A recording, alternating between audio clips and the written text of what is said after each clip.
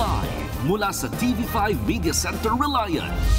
Kasama ang buong pwersa ng News 5. Ito ang 28 KBP Golden Dove Awards Best TV Newscast. Frontline Pilipinas. News 5 Exclusive. OFW sa Saudi, nagpapasaklolo. Olive, open the door. Olive, open. Pinakitaan ng ari ng kanyang amo at tinurukan po muna ng hindi malamang gamot. Sa pulsa CCTV, lalaki naglalaro lang ng Mobile Legends, ginulo at naghampas ng 2x2. Senior citizen na kasambahay, patay matapos pukpukin ng grinder ng dating caregiver ng kanyang amo. Sa News 5 Mindanao, mga sundalo, miyembro ng MILF, nagkabakbakan sa Basilan. 4 na sibilyan ang sugatan. Sa sports, Olympic medalist na si Yumir Marshall at iba pang boksingерong sasabak sa pagbabalik ng Thrilla in Manila, sumalang na sa timbangan. Kasama dyan ang apo ni Muhammad Ali. At eto na nga, Raymart Santiago nagsalita na. Rumesbak sa anya'y nakasusuklam na mga akusasyon ni Mami Inday.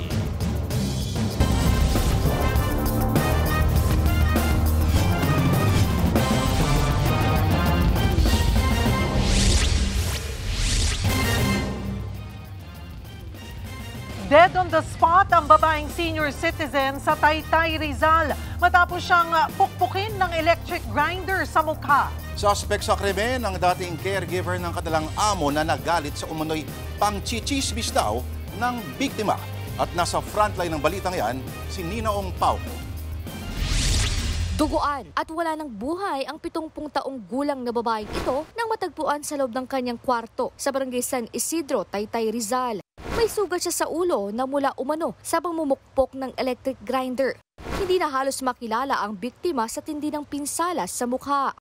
Yung bilang ko kasi, nung hindi bababa sa 8, 7 yung tama niya. Sa ulo, tsaka sa mukha niya. Deform na rin yung mukha niya. Ang biktima, 70 taong gulang nakatiwala sa bahay at ang sospek, dating caregiver ng kanilang amo. Base sa investigasyon, nagkaroon ng alitan ang dalawa na nag-ugat sa panglalait umano ng biktima sa sospek. Ang lait po ng biktima sa ating sospek ay yung anak daw po niya ay iba-ibang tatay at ang kanyang asawa ay may babaeng araw, which is tinatanggi po ng ating sospek. Dahil po doon, nagkaroon po siya ng pananakit. Natunto naman ang sospek sa kanyang bahay at agad ding inaresto. Inamin niya ang pagpatay, pero giit niya, tinapensahan niya lang ang kanyang sarili. Pupukpukin niya po ako sa ulo ng tasa po. Ngayon po nasalag ko po yung tasa. Nakita ko po may grinder po siyang hawak-hawak. Ipupukpok niya po sa akin. Naagaw ko po yun. Sa kanya ko po naipukpok. Wala naman po akong galit sa kanya. Yun lang po yung inano niya po yung mga anak ko. Yun lang po, doon lang po nag-umpisa yun. Humingi po ako ng tawad sa kanila. Maharap ang suspect sa kasong homicide. Nagbabalita mula sa Frontline, Nina Ongpauco, News 5. Sa pulsa video, ang salpukan ng 2 sasakyan sa Quezon City. Namatay ang 2 driver habang isang pasahero naman ang kritikal. Nasa frontline ng balitang yan, si Hannibal Talete. Maluwag ang trapiko sa palikong bahagi ng CP Garcia Avenue sa Quezon City nang makitang dumaan ang humaharurot na SUV. Lumampas ito sa linya hanggang sa nasa pool nito ang AUV sa kasalubong na lane. Sa lakas ng impact, kitang tumilapon ang mga nawasak na bahagi ng mga sasakyan. Sa isa pang anggulo, kitang umikot pa ang SUV dahil sa banggaan. Habang napunta naman sa tabing kalsada ang AUV. Sinugod pa sa ospital ang 2 lalaking driver, pero pareho rin silang binawian ng buhay. Critical naman ang isang pasahero ng AUV. Nag-uusap na ang kampo ng mga nadisgrasya. Since yung parehong driver natin ay namatay, yung kanila pong criminal liability ay extinguished at yun pong civil ang pinag-uusapan po ng parehong partido sa ngayon. Habang iniimbestigahan pa ang nangyari, may paalala naman ng mga otoridad. Siguraduhin po natin na may enough tayong pahinga. At pag inaantok po tayo, wag na nating piliting magmaneho dahil baka madisgrasya tayo. Yung mga ganong oras kasi, konti na lang yung sasakyan. So, wag na tayong masyadong magmabilis. Nagbabalita mula sa frontline. Hannibal Talete, News 5. Natagpuan na ang isa sa dalawang nawawalang pasahero ng truck sa nahulog sa bangin sa Bontoc Mountain Province. Na-recover ang katawan ng construction worker na si Carlo Anceta sa Chico River kaninang alas 11 ng umaga. Ayon sa Bontoc NDRRMO, nakita nila ito malapit sa pinagbagsakan ng truck. Kahapon ang bumangga ang truck sa dalawang sasakyan sa Bontoc, Tabuk, Enrile Road bago nahulog sa bangin. Bukod kay Anceta, 3 pa ang patay. Patuloy pa rin hinahanap ang isa pang nawawala.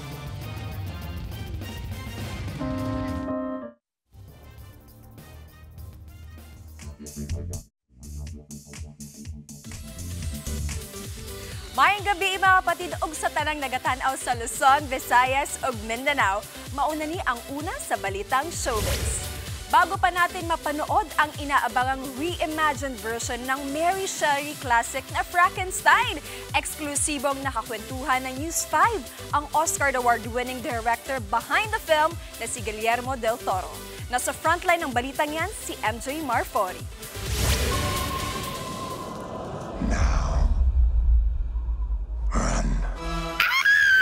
Sa unang tingin, mapapa Jacob Elordi, is that you? Katalaga! Dahil from one of Hollywood's hottest heartthrobs to this, behold, Frankenstein's creature.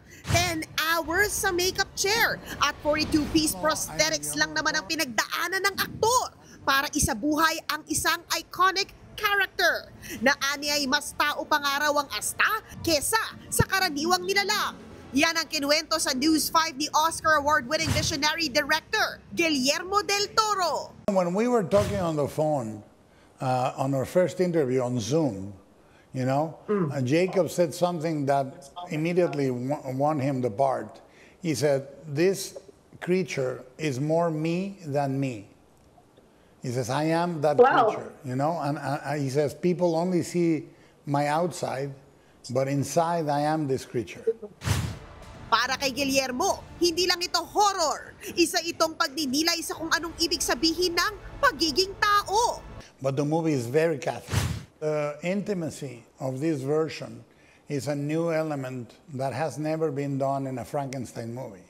The intimacy of father and son, the story of a generational pain that is inflicted on Victor as a child and he inflicts on his own son, so to speak, as an adult. You know, that's the dimension I'm interested in. Una nang nagkaroon ng 15-minute standing ovation sa Venice Film Festival ang Frankenstein. At isa ito sa mga pelikula na may malakas na awards buzz. Mapapanood na ang Frankenstein sa Netflix sa November 7. Nagbabalita mula sa Frontline. MJ Marfori, News 5. Susunod, News 5 exclusive, babaeng OFW sa Saudi Arabia ginawa ng kalaswaan ng kanyang amo at tinurukan pa umano ng hindi malamang kemikal. Tindahang nagbebenta ng peking bag at alahas ng isang international luxury brand, Sinalakay. At mga bagong pambato ng Pilipinas sa boxing, makakasama ang apo ni Muhammad Ali sa Thrilla in Manila Part 2. Abangan ang lahat ng yan sa pagbabalik ng Frontline Pilipinas.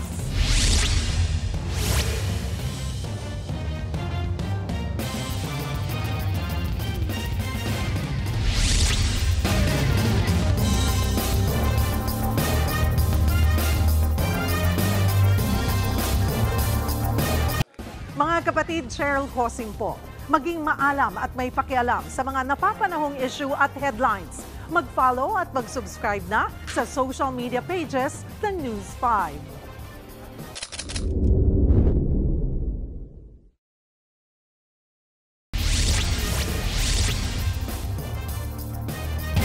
Sinalakay ng mga otoridad ang isang tindahan ng mga alahas at bag na may peking trademark ng isang luxury brand sa Binondo, Maynila. Nakumpiska ang higit 300 milyong pisong halaga ng mga produkto. Nasa frontline ng balitang yan, si Dave Abuel. Pinasok ng mga operatiba ng NBI Intellectual Property Rights Division ang tindahang ito sa Binondo, Maynila.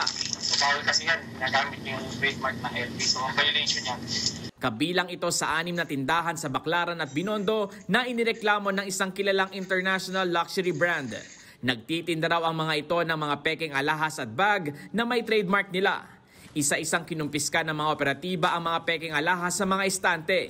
Kitang-kita sa mga litrato ang logo ng luxury brand.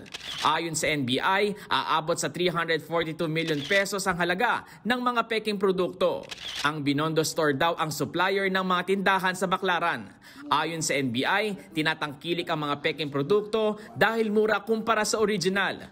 500 pesos hanggang 1,000 pesos lang kumpara sa libo-libong pisong halaga ng totoo. Paalala ng NBI, ang pagbili ng peke ay nakasisira sa ekonomiya.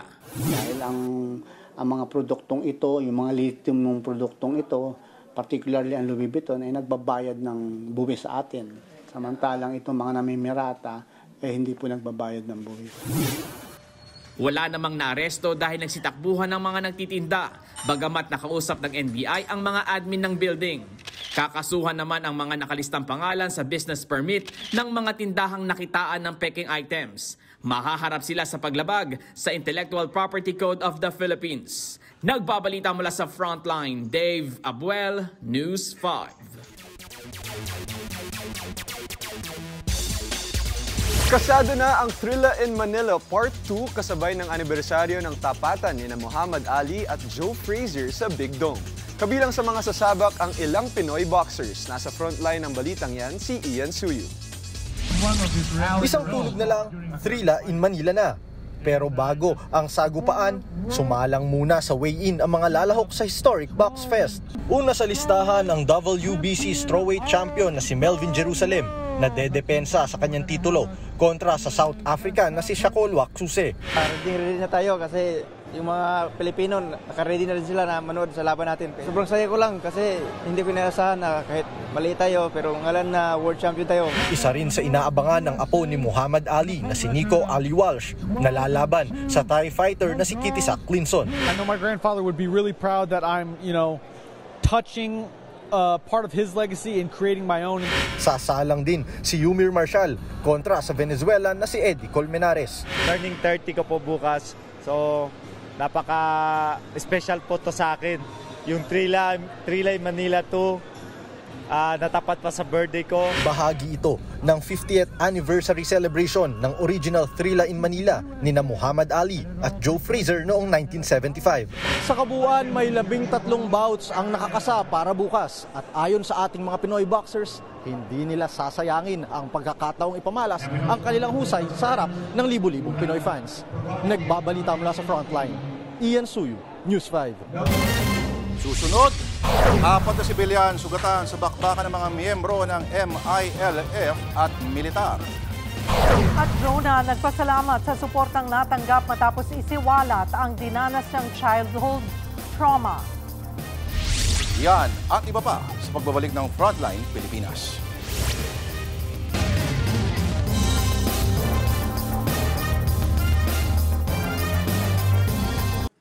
Mga kapatid, Julius Babaw po. Para sa komprehensibo at makabuluhang balitaan at talakayan, mag-follow at mag-subscribe na sa social media pages ng News 5.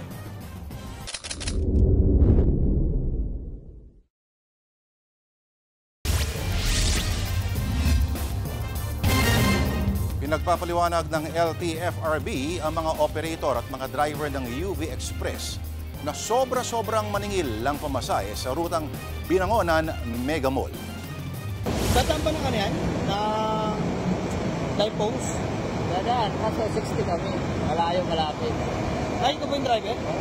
60 malapit? Malayo, malapit. Kahit sa kabila lang.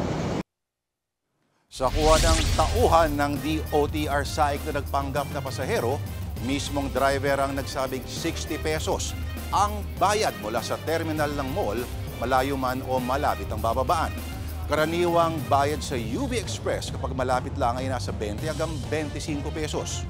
Pero sabi ng driver, 60 pesos daw ang minimum na singilan ng mga PUV sa naturang terminal. Dahil dyan, pinatatawag sa pagdinig ng LTFRB sa November 5 ang mga sangkot na operator at driver. Kailangan nilang ipaliwanag kung bakit hindi dapat kanselahin ang kanilang Certificate of Public Convenience para legal na makabiyahe.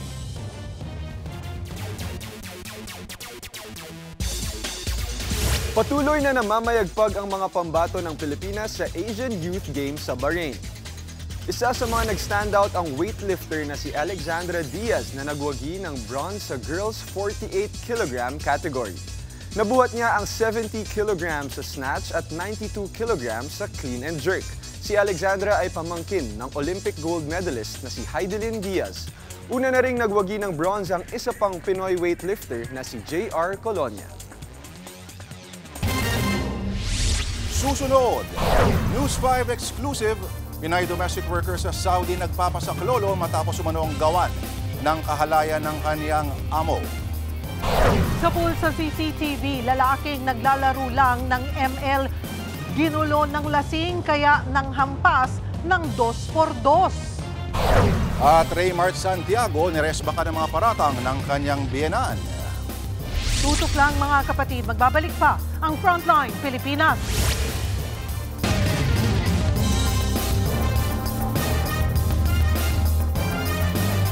Mga kapatid, Jervy Wrightson po. Eto na nga.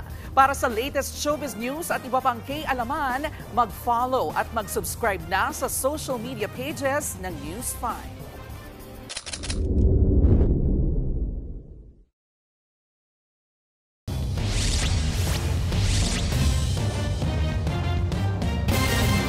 Pasintabi po, sensitibo ang aming ibabalita. Nagpasaklolo ang Filipino domestic worker sa Saudi Arabia sa malabangungot na karanasan niya sa kamay ng kanyang mga amo. Ginawan daw siya ng kalaswaan ng lalaking employer at tinurukan pa ng kung anong kemikal. At nasa frontline ng balitang yan si Rainiel Pawid exclusive. Kaawa-awa nga ang sinapit ng kababayan nating Pinay sa Saudi Arabia na si Olive dahil bukod sa kalaswaan na ginawa ng kanyang lalaking amo, tinurukan din siya umano ng di malamang gamot ng asawa nito. Dahilan kung bakit nangiwi na rin ang mukha ng Pinay ngayon. Sa video na eksklusibong nakuha ng News 5, maririnig na ilang beses na kinakatok ng kanyang babaeng employer si Olive. Pakinggan natin ang video na yan. Olive, open the door. Olive. Olive, open. Inunan nga ni Olive ang video na yan nang magtago siya sa kwarto dahil daw sa paulit-ulit na pagpapakita ng ari ng kanyang employer na lalaki. Hindi lumabas si Olive dahil sa takot. Kaya ang ginawa ng mga amo niya, pinatayan siya ng kuryente sa kwarto. Pakinggan ulit natin ito. Ito po yung kwarto ko. Nandito po ako. Pinatay po lahat yung ilaw. Pinatay po nila yung yung kuryente. Pinatay po ang wifi. Buti na lang po may libreng load ang mobile. Kaya po ako nakapag-record at nakapag-video po. Sana po matulungan niyo po ako dito. Kinuwento naman daw ni Olive sa babaeng employer ang ginawang kalaswaan ng mister nito pero siya pa ang minasama. Inutusan daw siya ng walang humpay hanggang sa makaramdam siya ng pananakit sa tenga. Dito na siya tinurukan ng babae ng di malamang gamot sa braso. Unti-unting namanhid ang kalahati ng kanyang katawan at nangiwi na ang muka. Sa larawan ni Olive bago siya turukan, makikita ang malaking pagbabago sa kanyang itsura. Nakatawag kalaunan sa kanyang agency sa Saudi si Olive at nasagip na siya nitong Lunes ng gabi. Pero nangihina na siya at sumusuka ng dugo. Iniimbestigahan naman na ng OWA at ng Department of Migrant Workers ang insidente para mapanagot ang mga amo ni Olive. Inaayos na rin ang pagpapauwi kay Olive pabalik ng Pilipinas. Sugatan ng isang lalaki matapos hampasin ng 2x2 sa ulo sa Tondo, Maynila. Nagsimula raw ang alitan ng guluhin ang suspect habang naglalaro ng mobile games. Nasa frontline ng balitang yan, si Gary De Leon. Nakatayo at nakikipag-usap ang lalaking ito nang masapul sa CCTV sa eskinita ng Happy Land sa Tondo, Maynila. Maya-maya, biglang sumulpot ang lalaking may dalang 2x2. Hinataw sa ulo ang biktima. Natumba ang lalaki, tumakbo naman ang suspect. Tila nagulantang naman ang kausap ng hinampas kaya hindi agad siya nakapag-react. Pinagtulungan ng mga nakakita na buhatin ng biktima saka dinala sa ospital. Bago raw ang insidente, nakita pa ang suspect kasama ang kanyang kaibigan na naglalaro ng mobile games. Bigla raw dumating ang isang lalaking lasing at ginulo sila. Base sa investigasyon ng barangay, ang lasing na lalaking ng gulo ay tatay ng biktima. Pinatulan naman siya ng mga naglalaro ng Mobile Legends. Nauwian sa pisikalan kaya kinampihan ng biktima ang kanyang ama. Nagbanta umano ang biktima sa isa sa mga nakaaway nila. Nababaril niya raw ito. Ang tinakot gumanti naman ng matinding hampas ng 2x2 na nakuhanan sa video. Parang pinagtripan siguro, kasi ano ko naman, bigla na lang na pabugso-bugso yung damdamin nila. Kaya nangyari yung gano'n na paluan. Nasa maayos ng kalagayan ng biktima, sumuko naman ang suspect. Maharap siya sa reklamong frustrated murder. Nagbabalita mula sa Frontline, Gary De Leon, News 5. Nadamay sa bakbakan ng militar at MILF ang 4 na sibilyan sa Tipo-Tipo, Basilan. Punot dulo ng gulo ang pinaslang na barangay Kagawad. At nasa frontline ng balitang yan si Mon Gualvez.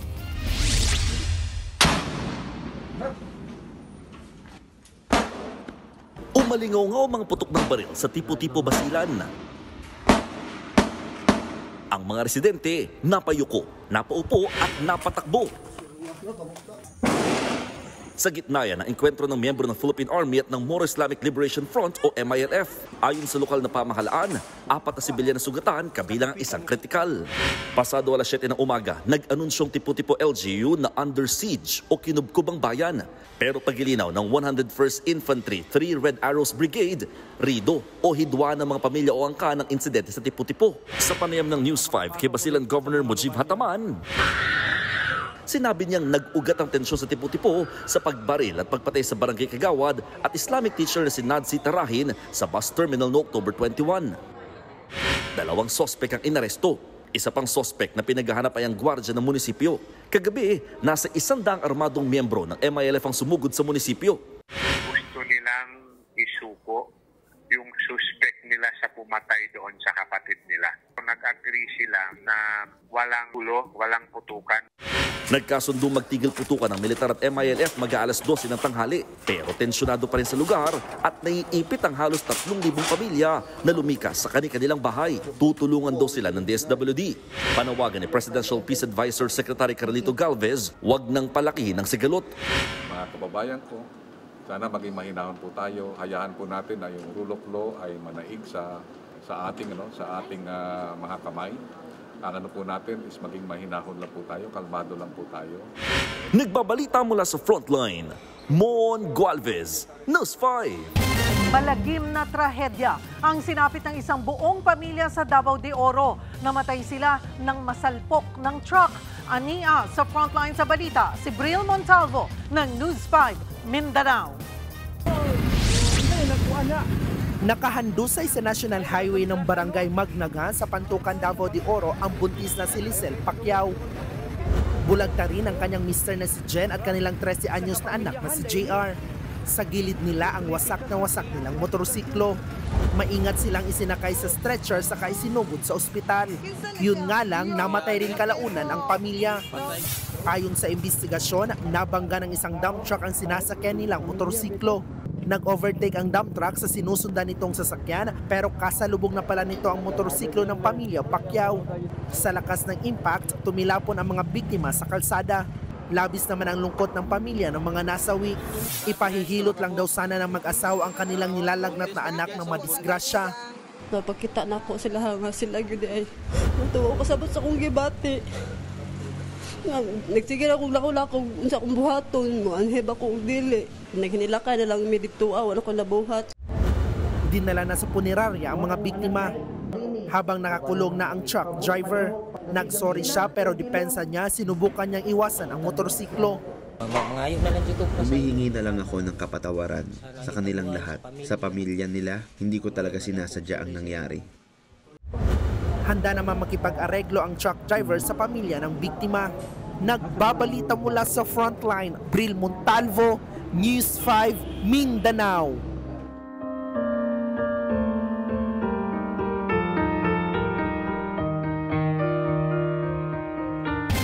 Malapit na ang mapuno ang ilang biyahe sa paprobinsya sa Parañaque Integrated Terminal Exchange ilang araw bago ang undas. At live mula sa PITX, nasa frontline ng balitang yan, si Gerard de la Peña. Gerard, gaano na karami ba ang pasahero dyan?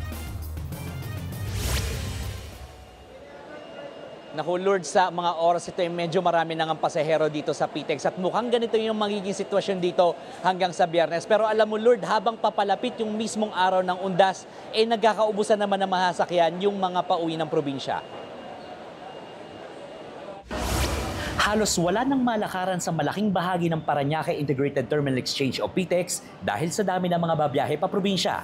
Nitong Lunes, umabot sa 188,000 ang bilang ng mga pasahero sa PTEX. Mas mataas sa inaasahan ng pamunuan na 180,000 na pasahero. Posible pa raw madagdagan yan hanggang Biyernes o sa bisperas ng undas.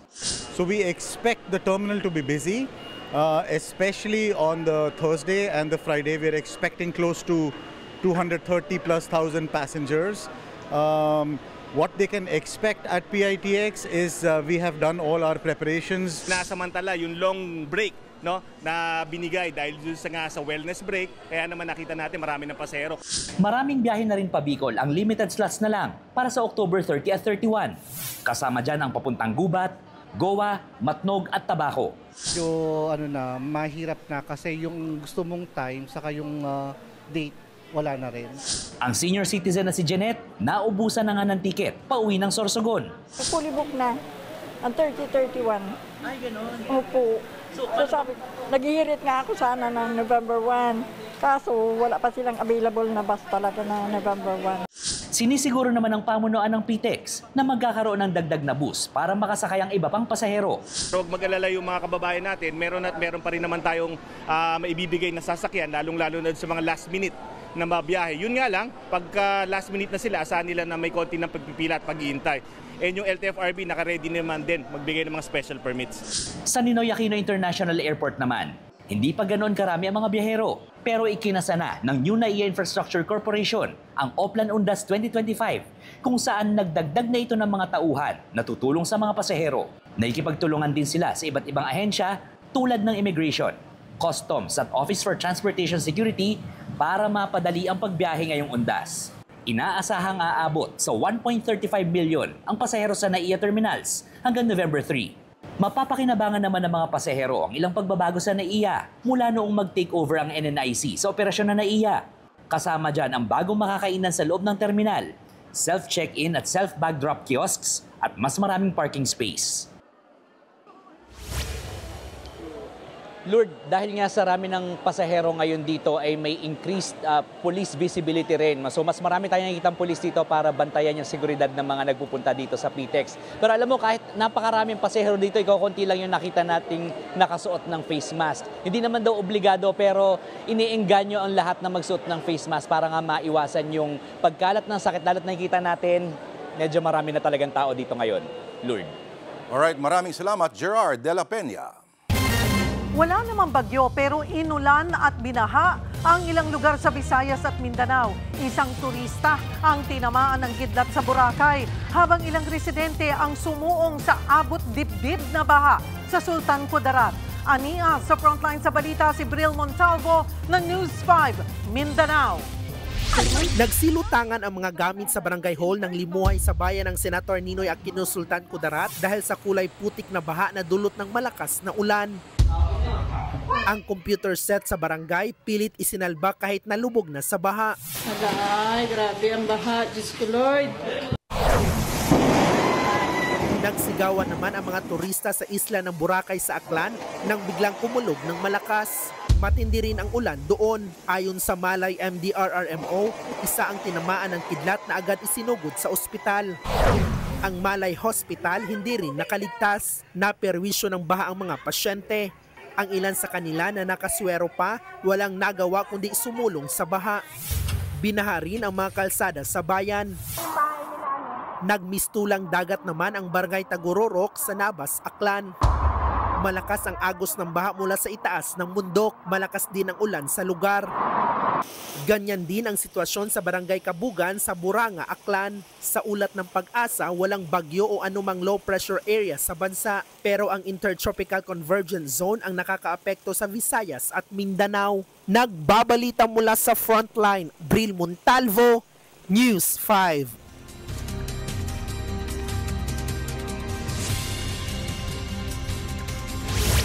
Weather update tayo mga kapatid. Wala na po tayong binabantayang low pressure area sa loob ng ating Philippine Area of Responsibility. Pero nananatili pong aktibo itong ating tinatawag na Intertropical Convergence Zone na siya pong nagdadala ng mga pagulan sa malaking bahagi ng Mindanao, Visayas at kasama na po dyan ng Palawan. Samantalang ito namang amihan o northeast monsoon ang nagdadala po ng mga posibleng kalat-kalat na mahihinang pagulan dito po sa extreme northern Luzon. Ito pong epekto ng Intertropical Convergence Zone ay magpapatuloy pa sa mga susunod na araw hanggang sa darating na undas na po yan at maaaring mag-extend pa dito sa areas ng Bicol Region, kasama na po dyan ang Calabarzon area. Kaya sa mga dadalaw sa ating mga yumaong mahal sa buhay at sa mga may lakad ngayong darating na undas sa weekend, ugaliin pa rin po natin ang pagdadala ng payong, lalong-lalo na po dito sa mga nabanggit kong lugar. Samantalang yung ating amihan o northeast monsoon ay magpapatuloy na makaka-apekto dito sa extreme northern Luzon at maaari po yung bumaba ng bahagya. At yung ating easterlies naman at salubungan ng ating amihan, yung ating shear line, ang posible po magdala ng mataas na tsansa ng pagulan dito po sa mga areas ng Cagayan, Isabela, kasama na po dyan ang Aurora ngayong darating na undas. Ang natitirang bahagi po ng Luzon ay patuloy po makakaasa ng maaliwalas sa panahon, pero posible pa rin po yung ating mga isolated na pagulan at mga thunderstorms. Dito nga sa Metro Manila, easterlies po ang nagdadala ng mainit at malinsangang panahon sa umaga hanggang tanghali. Pero nangyayari pa rin po yung ating mga pagulan at thunderstorms tuwing hapon at gabi. Magpapatuloy po yan hanggang sa darating na weekend na, kaya sa mga may lakad ngayong undas, ugaliin pa rin po natin ang pagdadala ng payong o anumang palanggalang sa ulan. At kahapon nga mga kapatid, opisyal nang idineklara ng Pag-asa ang pagsisimula ng amihan o yung tinatawag nating northeast monsoon. So ano po ang magiging implikasyon nito? Unti-unti na pong lalamig yung ating temperatura dahil sa cold at dry air na daladala ng amihan at mas mararamdaman po natin yan sa buwan ng December, lalong-lalo na sa January at February. Maliban dyan, mababawasan na rin po yung ating mga thunderstorms sa western section ng ating bansa. Kasama po dyan ang Metro Manila. Pero madadagdagan naman yung ating mga pagulan doon sa mga areas na nasa eastern section, yung mga nakatapat sa dagat Pasipiko. At maliban dyan, kapag panahon po ng amihan at tumataas po ang tsansa na maglandfall o tumama sa lupa ang mga bagyo. Sa katunayan, meron tayong posibleng mabuong sama ng panahon sa susunod na linggo na posible pong maglandfall o tumama sa lupa. Abangan natin yan. At yan po muna latest sa ating lagay ng panahon. Muli ako po ang inyong weather frontliner, Alvin Pura, na lagi may panahon para sa iyo.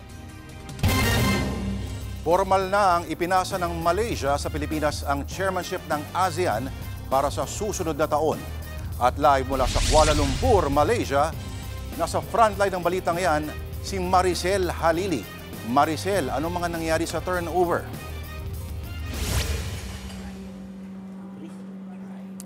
Lord, sa huling araw nga ng ASEAN Summit dito sa Kuala Lumpur, Malaysia, muling binigyang dain ni Pangulong Bongbong Marcos na hindi pwedeng pagsabayin ang cooperation at coercion, partikular sa usapin ng West Philippine Sea. Pero ang tanong, magkakaroon na kaya ng conclusion ang Code of Conduct ngayong Pilipinas na ang chairman ng ASEAN?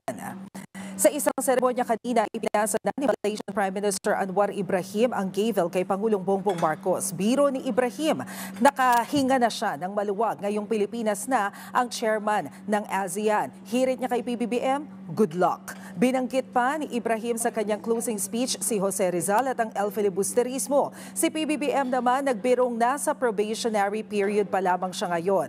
Ang tema ng ASEAN Summit sa susunod na taon, Navigating Our Future Together. Narito ang magkasunod na pahayag ni Malaysian Prime Minister Ibrahim at Pangulong Marcos. To my friend Bongbong, good luck.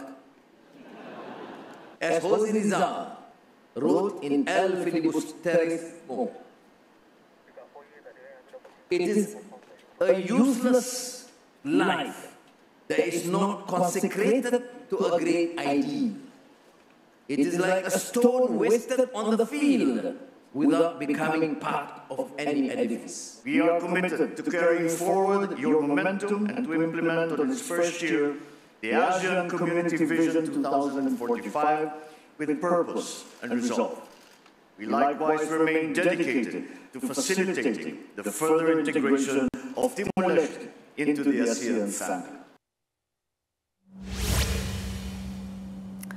Lord, bago dumalo si Pangulong Marcos doon sa turnover ng chairmanship, nagpakita muna siya sa ASEAN-China Summit kung saan nakaharap niya si Chinese Premier Li Qiang. Dito binigyang diin ni PBBM na importante ang self-restraint sa usapin ng West Philippine Sea. Kung wala raw ito, malalagay sa alanganin ang kapayapaan na matagal nang iningatan sa rehiyon. Binigyang diin din ni Pangulong Bongbong Marcos na bagamat dismayado siya doon sa mga insidenteng nangyayari sa West Philippine Sea, dire-diretso pa rin ang pakikipagdialogo at ang patunay nga na importante ito ay yung provisionary understanding sa Pilipinas at China na naging dahilan kung bakit naging successful yung 10 RORE mission dyan sa BRP Sierra Madre. Katatapos-tapos lamang na press briefing ni Pangulong Bongbong Marcos dito sa Kuala Lumpur, Lourdes, at ikinwento niya na doon sa ASEAN-China Summit, nagbigay din ng reaksyon si Premier Li Qiang. At pinanindigan din nila yung posisyon ng China, pero syempre hindi naman daw ito tinatanggap ng Pilipinas. Pero that's how diplomacy works, sabi nga ni PBBM.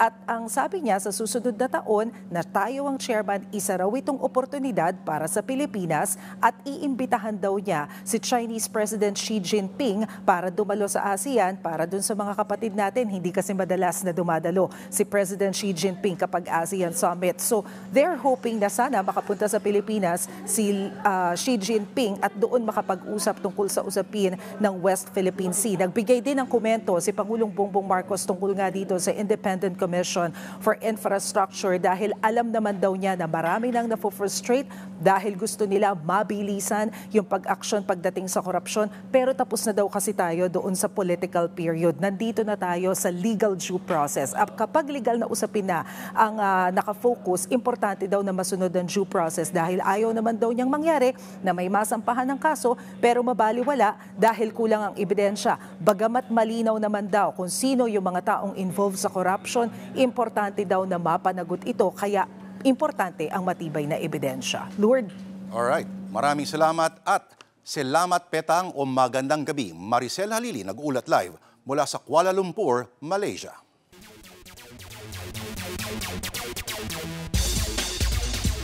Inilabas na ng Alas Pilipinas Women's Team ang lineup nila para sa 33rd SEA Games sa Disyembre. Present pa rin si Kapitana Gia de Guzman, gayon din sina Julia Coronel at Mars Alba. Libero naman ng team sina Don Macandili Katindig, Jen Yerva at Justin Hazareno. Star-studded naman ang lineup ng hitters, kabilang na dyan sina Alyssa Solomon, Kat Tolentino, Leila Cruz at Shaina Nitura. Kasama rin sina Ea Laure, Vanny Gandler, Angel Canino, Bella Belen at Alea Malaluan. Kukumpleto naman sa squad ang blockers na sina Del Palomata, Amy Provido, Madi Madayag, Thea Gagate at Fifi Sharma. Yan muna ang latest sa Frontline ng Sports. Ako po si Diego Dario.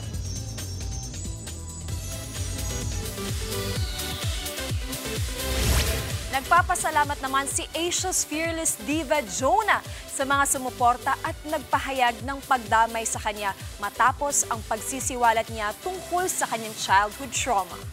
Sa kanyang post, sinabi ni Jonah na ang pagbabahagi niya ng naranasang pang-aabuso ay hindi para sa publicity, kundi para sa awareness. Naniniwala raw ang singer na strong call sa kanya ito para makapagbigay ng lakas sa iba pang biktima ng pang-aabuso. Sa huli, sinabi ni Jonah na dalangin niya ang paghilom at kapayapaan para sa lahat ng mga nakaranas ng pang-aabuso. Susunod, Raymart Santiago rumesbak sa mga akusasyon sa kanya ni Inday Barreto. Tutok lang mga kapatid, magbabalik pa ang Frontline Pilipinas.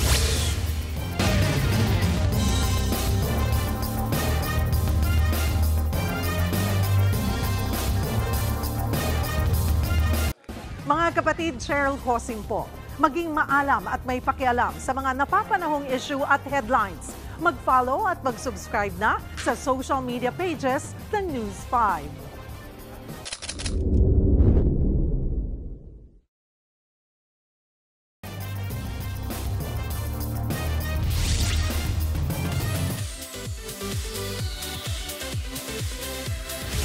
Nagsalita na ang aktor na si Raymart Santiago kaugnay ng mga paratang sa kanya ng biyanan niya na si Inday Barreto. Sa isang Instagram post, sinabi ng aktor na napilitan siyang magsalita at magpahayag ng saloobin. Ayon kay Raymart, ikinagulat niya ang aniyay mga kasinungalingan ng kanyang biyanan na si Inday Barreto. Hindi rin raw niya lubos maisip kung paanong nasisikmuran ng pamilya ni Claudine ang tahasang manira ng tao.